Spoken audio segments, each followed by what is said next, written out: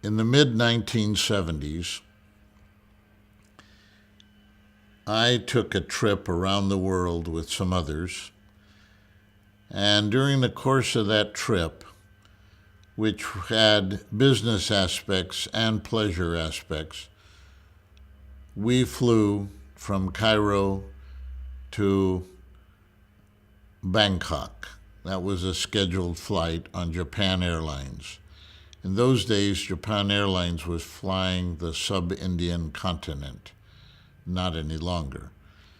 And when we landed in Karachi, Pakistan first for fuel, and then in Bombay, India for fuel and additional passengers, some 5 Japanese Red Army terrorists boarded the plane.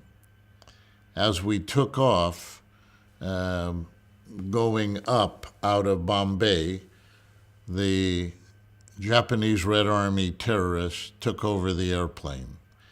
They had pistols and hand grenades with their fingers through the pin of the hand grenade. They ran through the plane. It was the closest I had ever come to death, and I was scared beyond anything I had ever experienced.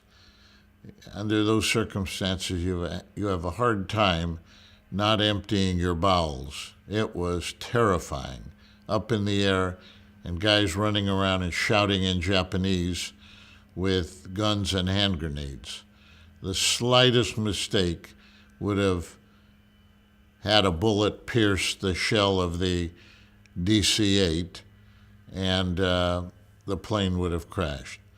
As it was, eventually we landed in Dhaka, Bangladesh, where we were held for 5 nights, and negotiation took place between the crew, the cabin crew of the airplane, the hijackers, and authorities from Bangladesh, Japan, and one individual from the United States, U.S. Ambassador McMasters, who was ambassador in Bangladesh at the time. Now, Bangladesh was the poorest country in the world. Its average income in 1976 was $32 a year for Bangladeshi citizens. So it was a dirty place. We learned later that half the staff of the American embassy in Dhaka, the capital of Bangladesh, were being treated all the time for dysentery because they had terrible hygienic activities, the Bangladeshis. And so eventually it came time for the Bangladeshis to give the prisoners that Japan had been holding in a prison. There were 9 Japanese Red Army terrorists who were part of the demand to be released, to release those of us who were on the plane. They came on the plane pulling large mail sacks between them.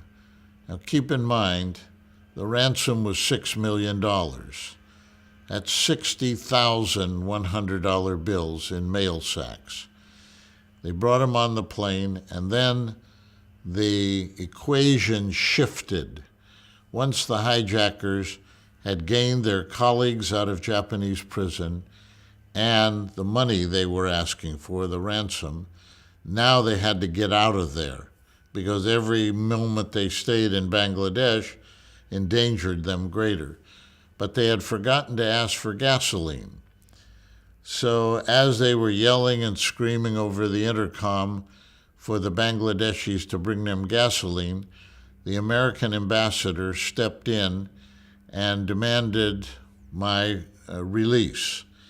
Now, this was largely because Congressman Chet Hollifield from Montebello, chairman of the Atomic Energy Committee in the House of Representatives, and Congressman Philip Burton in San Francisco, the head of the Democratic caucus. These two individuals were putting great pressure on the White House and President Jimmy Carter. And so they made the demand, and I was released along with Takeshi Ikesui, who was the chief purser on the flight, later to be the chief purser of the entire Japan Airlines system.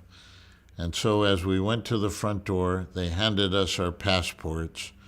We went down the rickety steps. Bangladesh was a third world country at best. Got in a terrible old clanging bus and drove to the terminal, which was just a step above a thatched roof hut. And there we encountered American authorities, warned us. The American authorities warned us, do not eat anything that is served to you.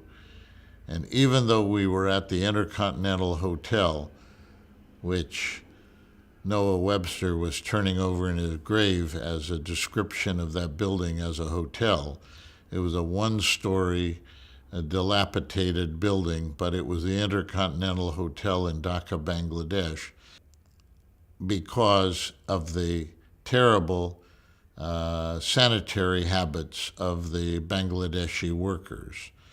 So after starving on the airplane for 5 days, they fed us only once, and that was a box lunch with a bird wing of some kind in it and a banana.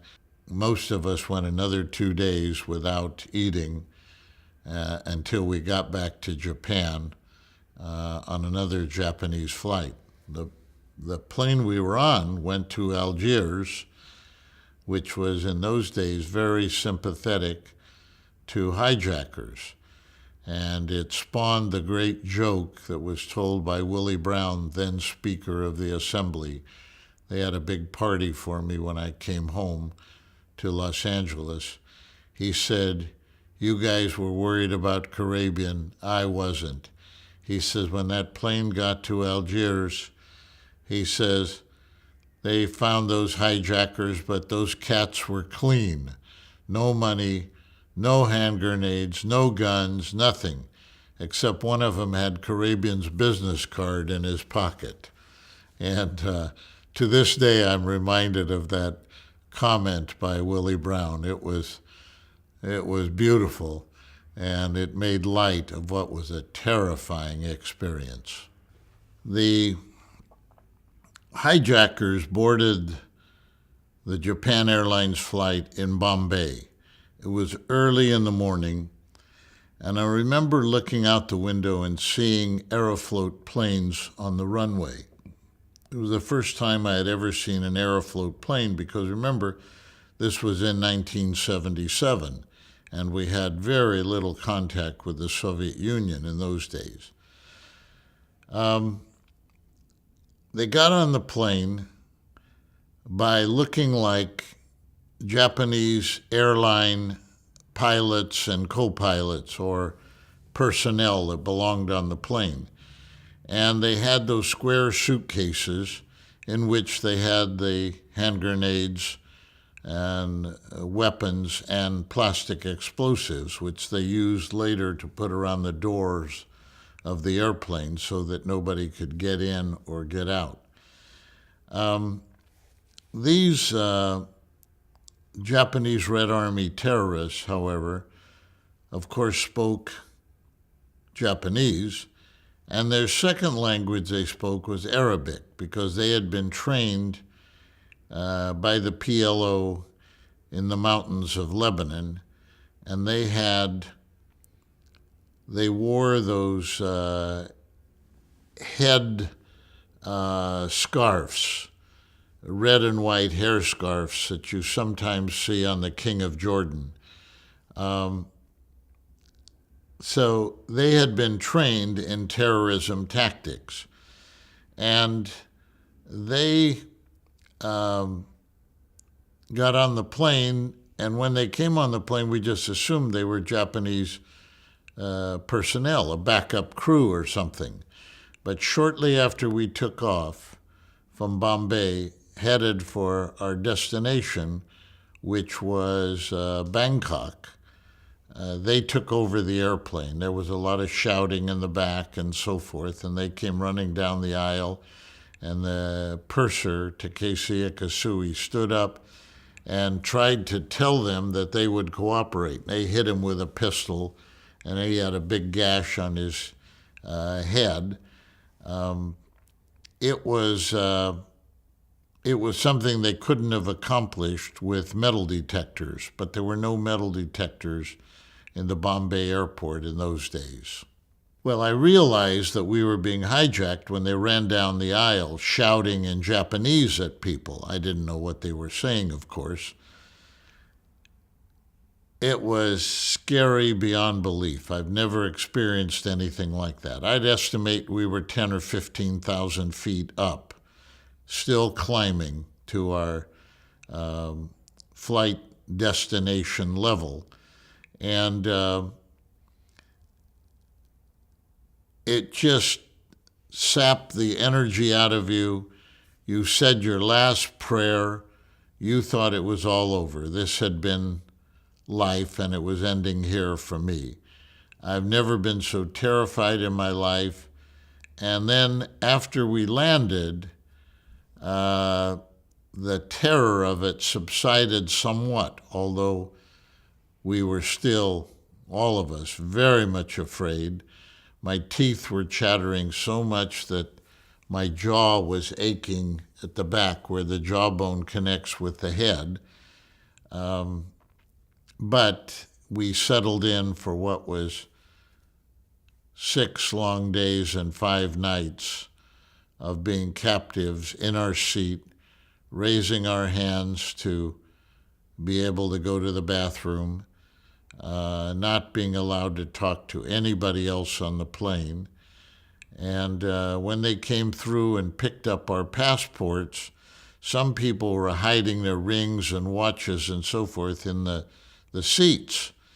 And when these hijackers discovered it, they were shocked because they were revolutionaries, not train robbers. They had no interest in our personal goods, but they had great interest in taking pens and pencils and things that we might use as a weapon, and of course, picking up our passports. They were looking for Jewish passengers, but this was long before the accord between Israel and the Palestinians, and so there were no Israeli passengers on the plane, so they were looking for Israeli passports and didn't find any. However, they selected a few people they thought were Jews, and usually it came from their occupation. If you were a banker and an American, they concluded that you must be a Jew. And they singled those people out so that if their demands were not met, these would be the first people they would execute. The rest of the passengers left on the plane, which was not the entire population of the plane, because they let off the elderly and people who were sick, but about 30 passengers went to Algiers, and they were released in Algiers. Japan Airlines sent a plane and picked them up and brought them back to Tokyo, and we were all reunited in Tokyo. They got away with this hijacking completely. They got the money, they got their colleagues, and it was only until years later that we learned that some of them had been caught in different places in the world. One was in Nepal, one was in Vietnam, and they were eventually brought to justice. Some were killed, of course, as the American authorities and Japanese authorities tracked them down. And some, I think, just plain got away with it.